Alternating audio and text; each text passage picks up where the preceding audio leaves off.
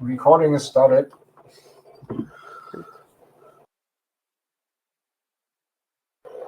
So then, hello everybody.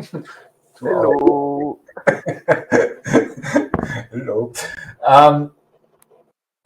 So the agenda for today, I didn't prepare. I prepared something. Nevertheless, let me share my screen. Oops. This one. Is this? Give me a second.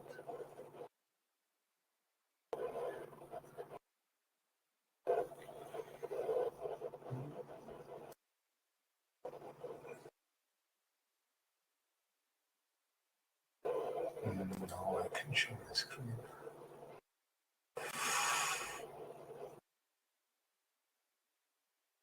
So, I hope you can see my screen. Yes. Okay, cool. As usual, we have the antitrust policy notice from the Linux Foundation. So that everything is clarified in regard to that. Then the only news I have right now is there's a new, and not just another report available. The OpenLogic, so Perforce OpenLogic released the State of Open Source report 25 end of last month, and I think you can download it from this webpage. Nevertheless, you have to register before you can download this report. I didn't register right now. I only read the overview, so I cannot comment on this. On register, it was said it's worth reading, so I cannot share more information about this because I was not able to read it before. Then I have also on the agenda a short update or result presentation of the workshop I had the pleasure to give at the OpenChain in Friends event. And the workshop was headlined with working on common understanding and architecture for open source compliance security management using open source. And there were 3 guiding questions.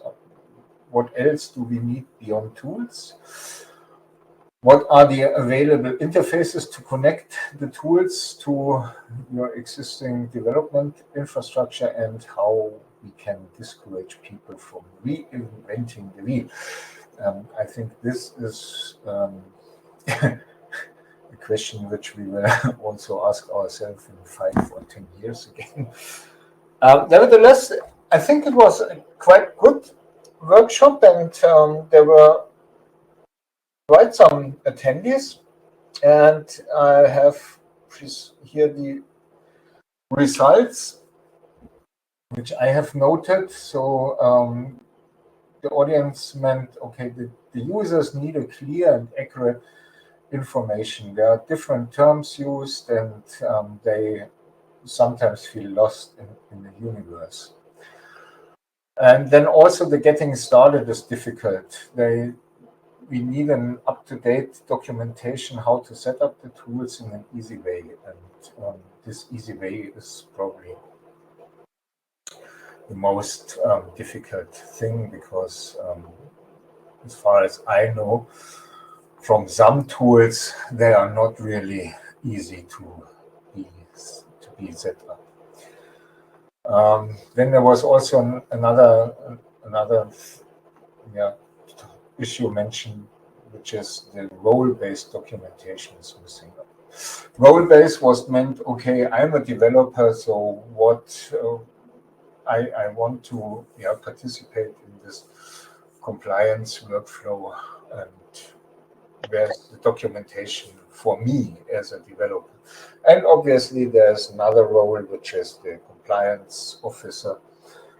He needs, or she needs, also a different documentation. This was meant to be missing, although we had started in the past with this user stories and epics. but probably these user stories and epics reflect only how should I say, um, the nice world without taking care about reality. So for real work with the current tools, it's not yet so suited. Then other participants meant, okay, there's feature diffusion. So my tool is also doing feature X, Y, Z in a certain way. In a certain way, you know. In my opinion, there is no silver bullet for everything within the compliance workflow. And of course, I can understand that tool maintainers also want to do more, but it was really clearly said, please concentrate on the things you are doing really well, and not trying to solve all, because then it will get a mess, probably. I do not know, but this is also my experience with all the commercial vendors. Yeah, that's something that's going to be always very hard to fight because of two things. First, it's always easier to add features to users than users to features. Meaning, you can add, if you have a user of a tool, adding features to the tool is easy for adoption.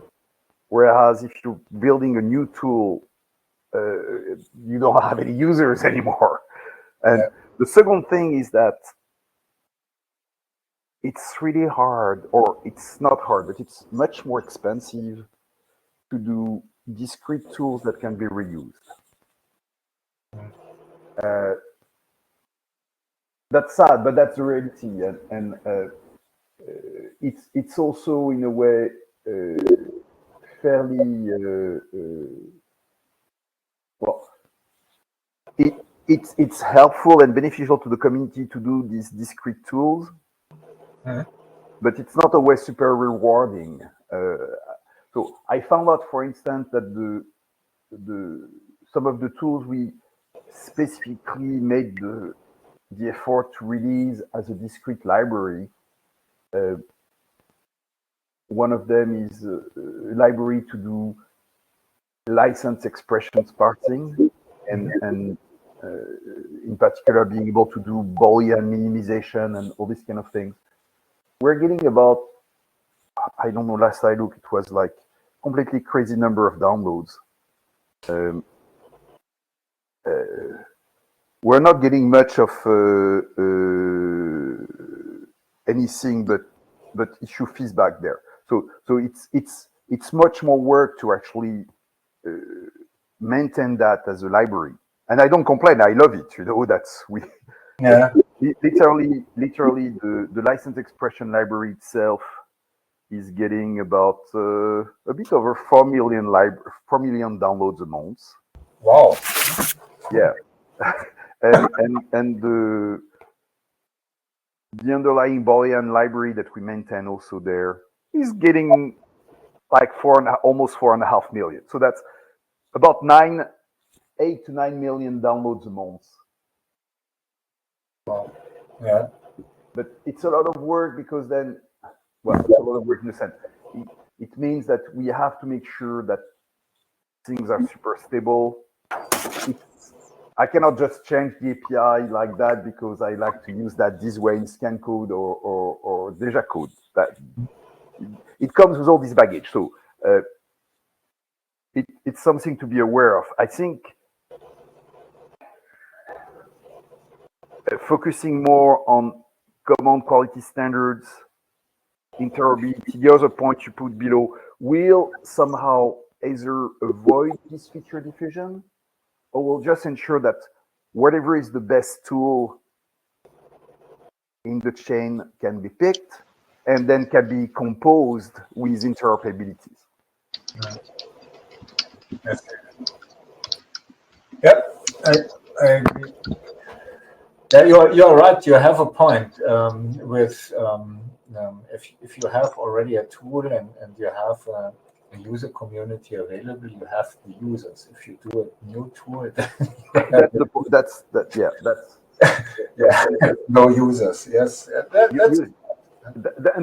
that's very powerful. But also the fact that that and combined with the effort you need to package a discrete tool for reuse. Makes it the two combined makes it there's no not much incentive to have simpler tool, and then you end up with something like the Git user experience, which is very rich. Let's put it this way. It's not a web-based tool, but it's a tool, and it has grown with features and features and features and features and features up to the point where you probably need an AI to figure out all the command line options that are possible in Git. Yes.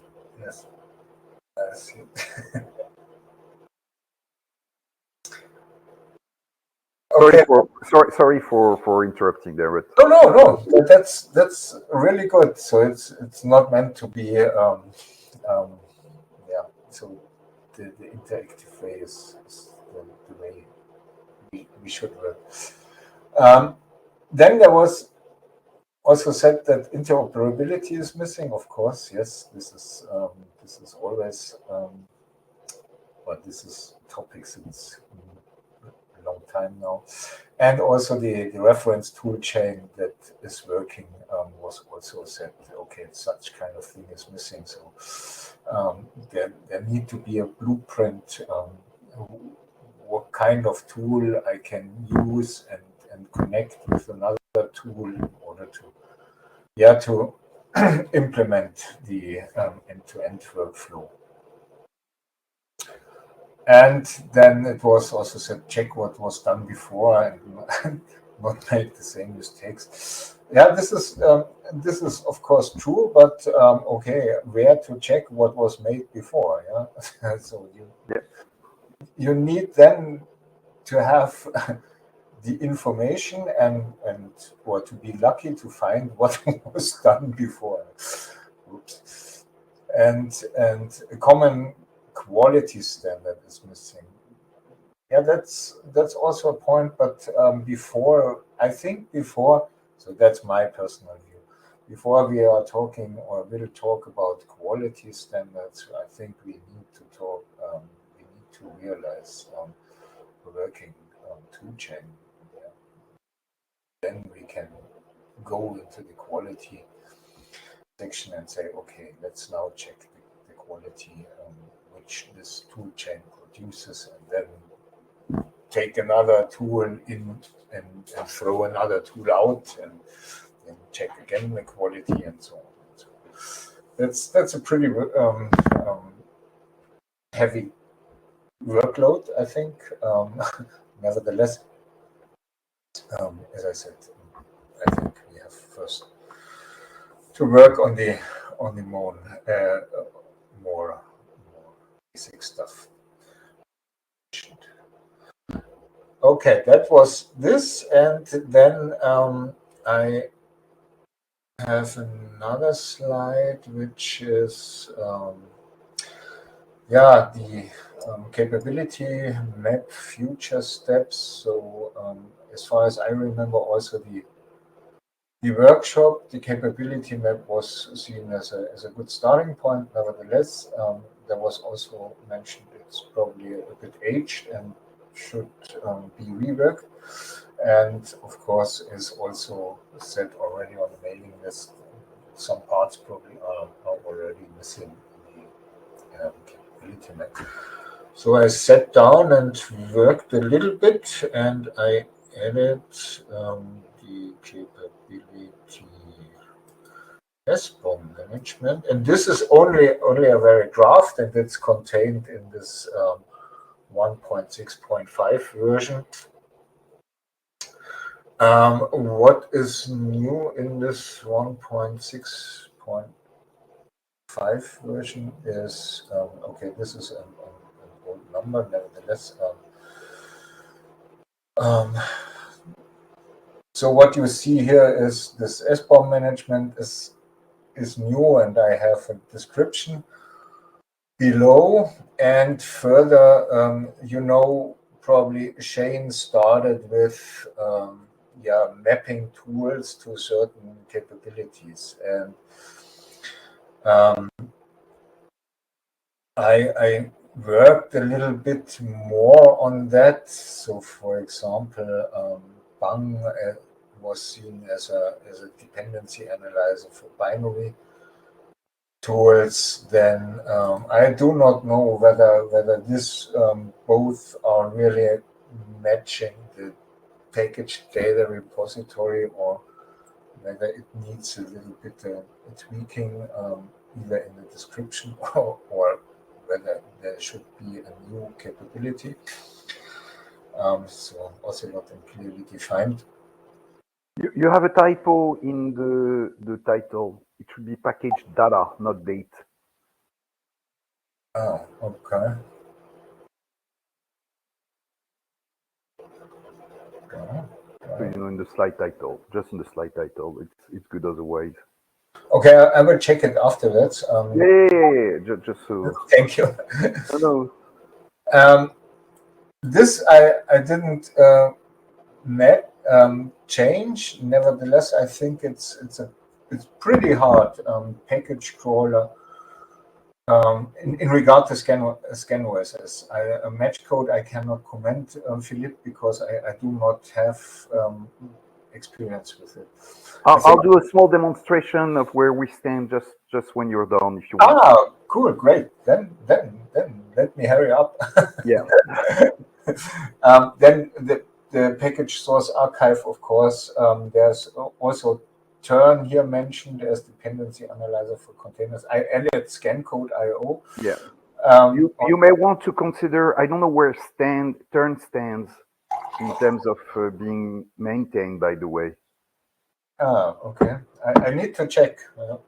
Yeah, because last I looked, it sounds like there's been little activity in the last 2 years plus.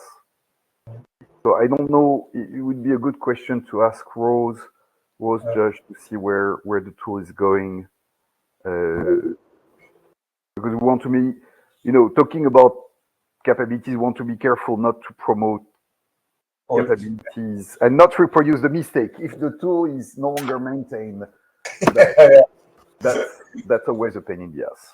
Yes, I will ask Rose about the state of Turn.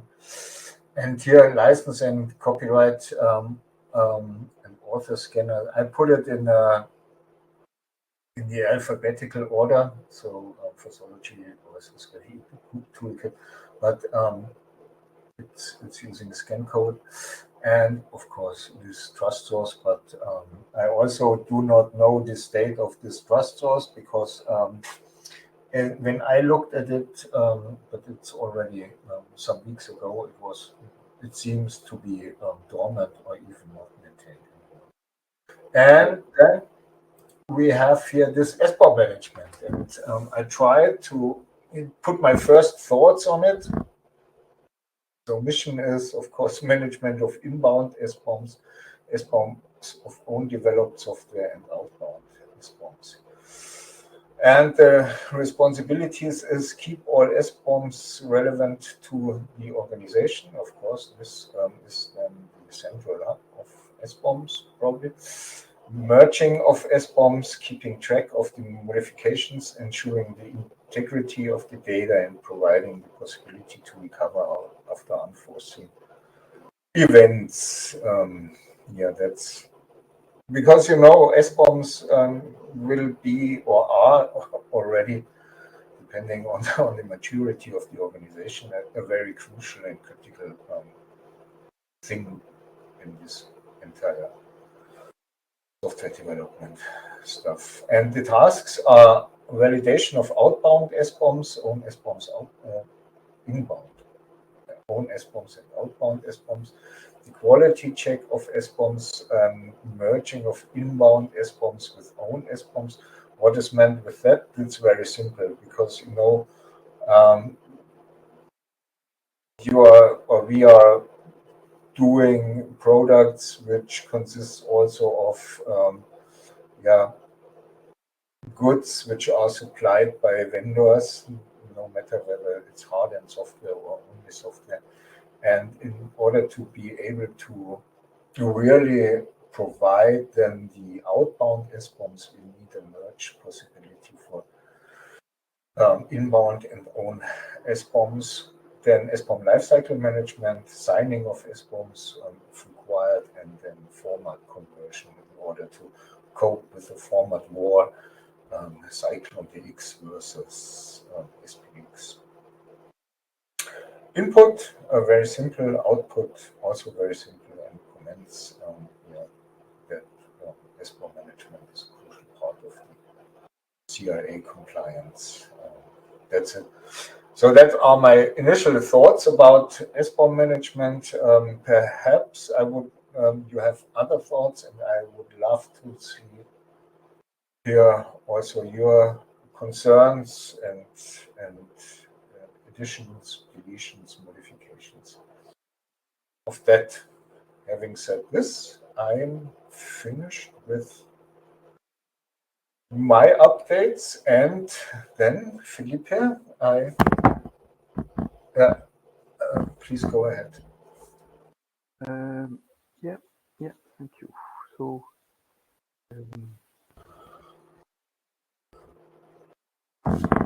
so I think it would be great if maybe in the next call we can do a bit of a recap of the OpenChain on Friend events and some other things that we never did a recap of FOSDEM, I think. And I was also the couple days after OpenChain and Friends in Essen for the Free Software Foundation legal and licensing workshop. So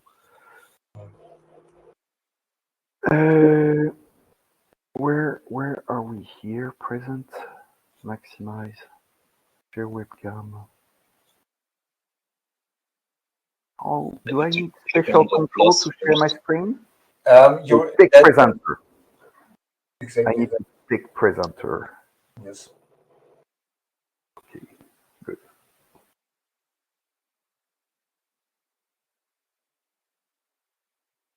All right. So wanted to do just a bit of an update.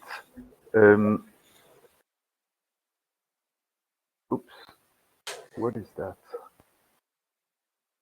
Hold on, let me stop sharing for a second. I goofed up something. I closed the window I wanted to present.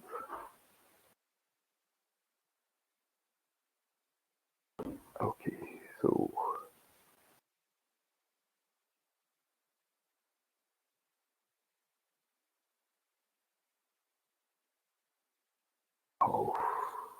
what am I doing?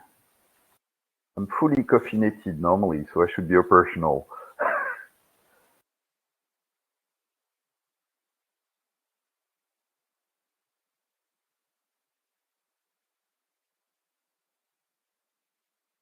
Oh no.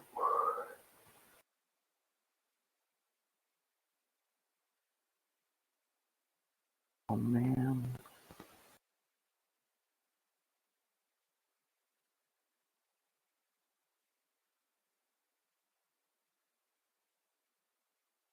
Oh, sorry.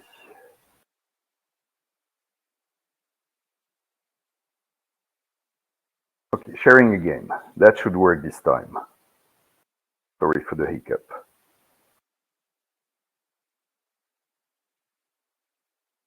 No problem.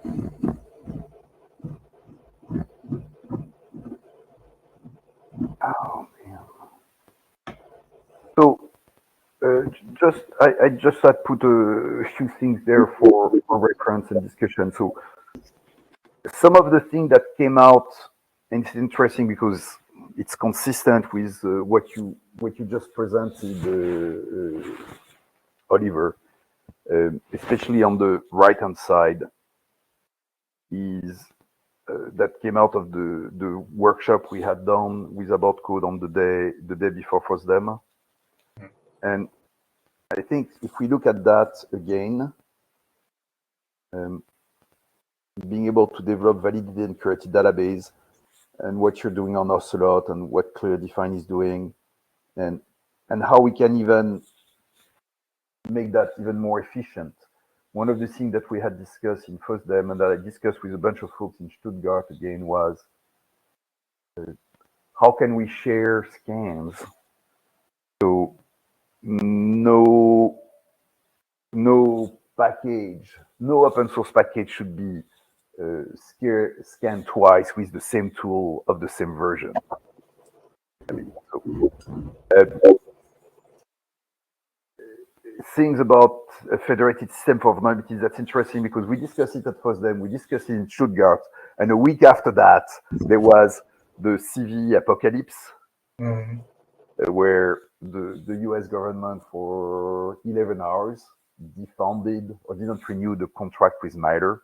It just showed how fragile and hyper-dependent on US provided federal government funding we all are. And that's whichever way you look at it from a European, non-European, single business point of view, community point of view, it's not a great thing, right? It's especially we're talking about security issues. The other thing is establishing benchmark repositories. I think the work you started on digital dummies, Marcel, is something we really need to further. So it's accessible for every tool developer. Because you think about what you were mentioning, Oliver, setting up a quality standard for tools, then we need the benchmarks. I don't like to call them benchmarks, but I think we need that. And in a way, if we have defined minimal standards for interoperability and benchmarks, it really doesn't matter which tool we use, because we can just say, hey, our tools are as good as the best results of this benchmark, and they cannot interoperate with others. And it's really important for the case of commercial vendors in particular.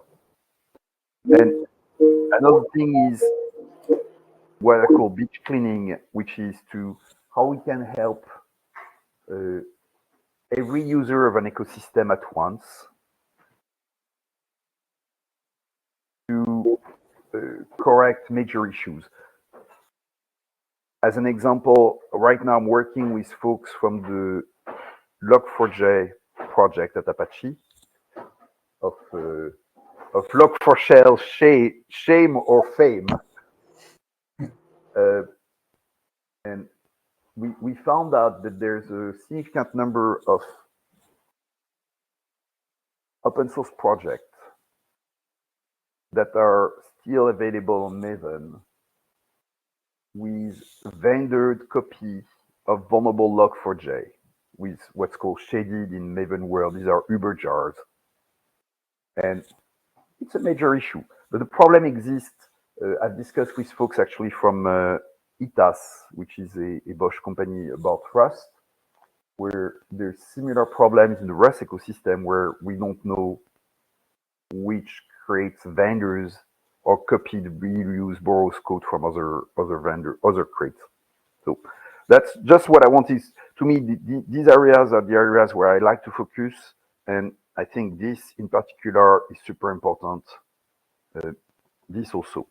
Now, a bit of about code update. I wanted to do a very short demonstration. If I can see here where we are at in some new features, which is to detect AI-generated code, and generally speaking, code matching. So here, I'm in the free version of ChatGPT. I just ask a very simple, stupid prompt saying, hey, generate some JS code that's similar to this repo. And it's generating this code here. Right? Plus asking a bunch of other stuff there. But whichever way I look at that, I can write different prompts. I end up getting the same essential similar code. Now, if that's nothing else, that's another thing. Sorry, I have to leave, but let's say. Okay, so what I want to say very briefly is that you put that in a project in scancode.io, and just want to show you in a second another project that just ran before. You basically match this code to this package here, and you can see where the snippets were matched. Ta-da, that's it. And you can check that it's effectively this code. So what we have here is a small index of about 50,000 popular JavaScript packages. And we're able to find a few lines of code we use, in this case, that were generated by ChatGPT, which of course is generating copies, but slightly reworded copy. It changed a bit of few stuff. It changed the format, you remove commands, and that's it. Okay. Right. Felipe, since we are only 3 persons remaining, what would you agree to do a more elaborated presentation and in one of the next meetings? So perhaps in 2 weeks in the afternoon, or then in 4 weeks in the morning. I'm not quite sure what's. I can do both. I can do both. I could do both without a problem. I have a all hands team meeting at the call at 5, but if it's moving to 4 2 weeks from now, I'm fine. I can join without a problem. Okay, then let us do the following. I will send an email to the mailing list announcing that you will do the presentation of Matchcode, and in regard to detect AI generated code, and also do what was the recap of the FOSDEM and also the FOSDEM. Just give me a second. I'm trying to do FOSDEM, I think. So, Free Software Foundation legal workshop would be interesting to discuss too. Matchcode.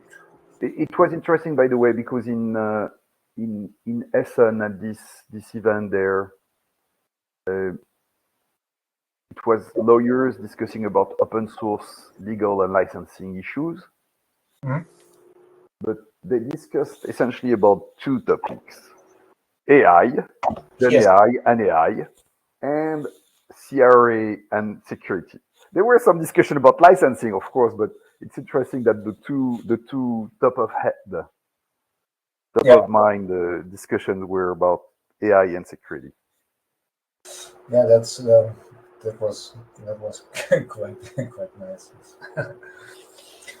Okay, then let's do this. I'm really interested in seeing more about Matchcode. That's really good. So thank you very much for this short. Yeah, definitely. And the other thing, so you maybe I stop sharing my screen. Maybe you can stop recording if you want. Yes, because I also want to give you another information which is not really foreseen for